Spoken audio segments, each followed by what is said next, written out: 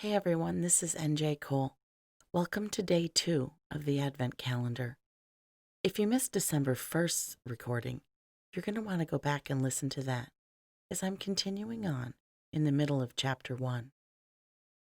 Cole and His Stocking by NJ Cole, narrated by NJ Cole. Chapter 1, Part 2. Bryn purposely turned her back on the end of the bar, still never seeing the man who had brought her the drink. Perhaps she should have, because then she wouldn't have been so taken by surprise when she turned slightly to see a tall man standing over her. She was pretty much looking into his chest, and what a fine chest it was. He was wearing a dress shirt which fit just perfectly across his pecs. "I'd like to thank you for the drink, ma'am," he said, in this southern drawl that woke parts of her body she didn't know had been asleep. Craning her neck to look up at him, she found herself unable to speak. She didn't know they made men look that good in real life.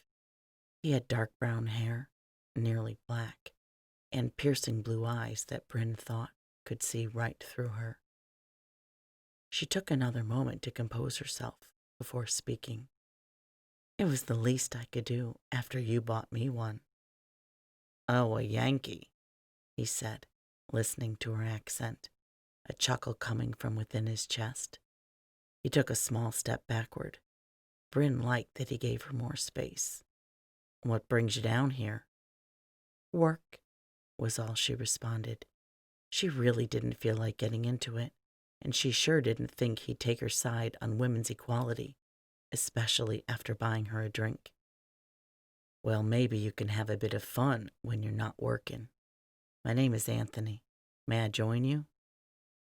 It seemed incredibly rude of Bryn to say no, and he was already standing there, so she motioned to the empty bar stool next to her. "As you wish." "Good movie," he said, sitting down. He knew how to treat a lady. Bryn bit her cheek to keep from smiling. She hadn't meant to make a reference to The Princess Bride, but she liked that he knew it.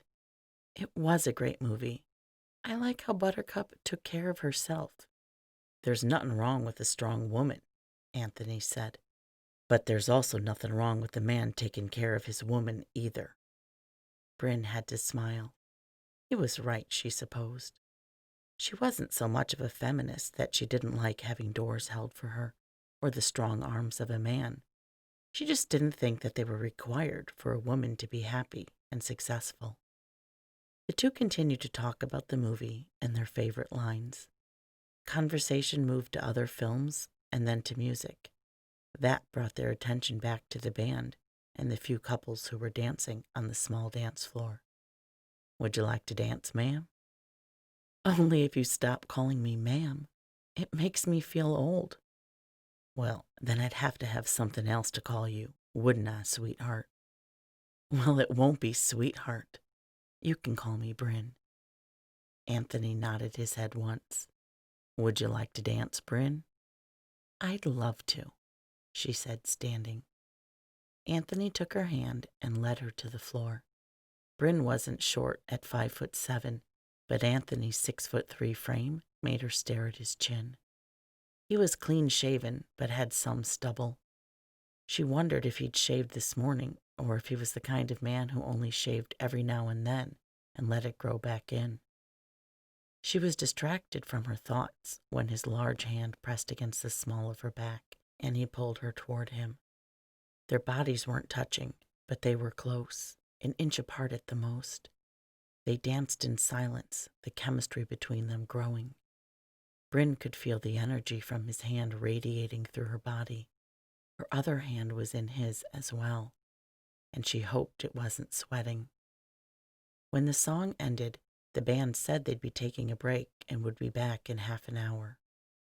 Bryn and Anthony found themselves back at the bar, talking this time about local cuisine. It turned out that Anthony loved to cook and insisted he would be able to cook circles around Bryn, who of course denied it. Before they knew it, the jazz music filled the bar again. After finishing their drinks, they resumed their dancing.